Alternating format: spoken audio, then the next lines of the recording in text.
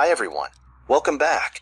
In this video, we're going to look at 5 common mistakes students often make in secondary school mathematics. Here's how this video will work. I'll first show you all 5 questions, one by one, giving you 10 seconds to glance at each question. Feel free to pause the video if you need more time to think about your answers. After you've gone through all the questions, I'll go through each one in detail, pointing out the common mistakes and showing you the correct solutions. Are you ready? Let's get started.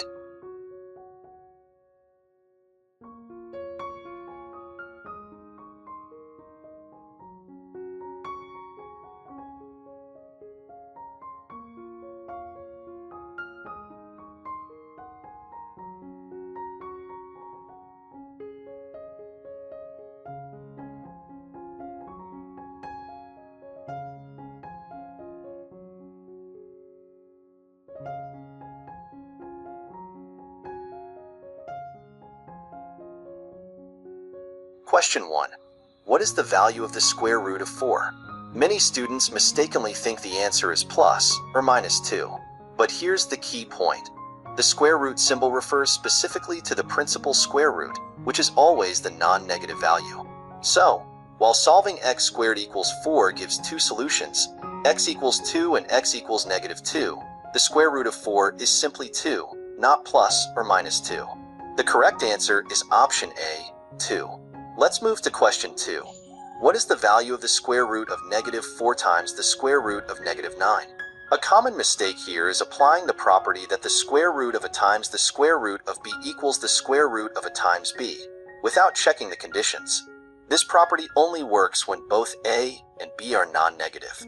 Since negative 4 and negative 9 are negative, we need to use imaginary numbers. The square root of negative 4 is 2i. And the square root of negative 9 is 3i. So multiplying them gives 2i times 3i, which equals 6i squared.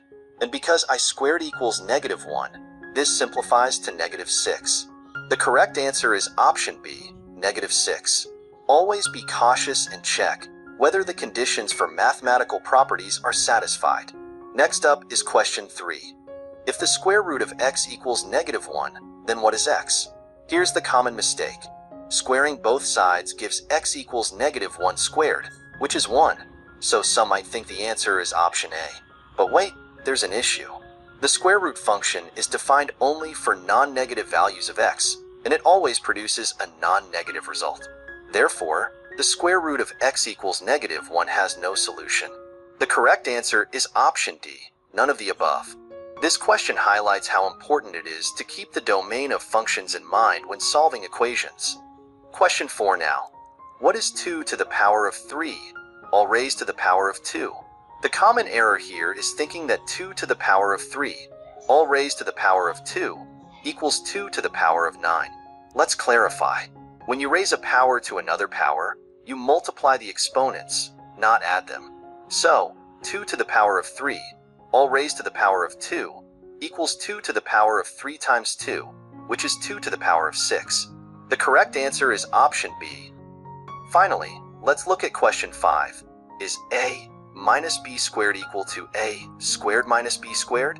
The options are option A, it is always true. Option B, it is always wrong. Option C, it is true for some finite cases. Or option D, it is true for some infinite cases. Let's analyze this carefully. First, we expand a minus b squared. It becomes a squared minus 2 times a times b plus b squared.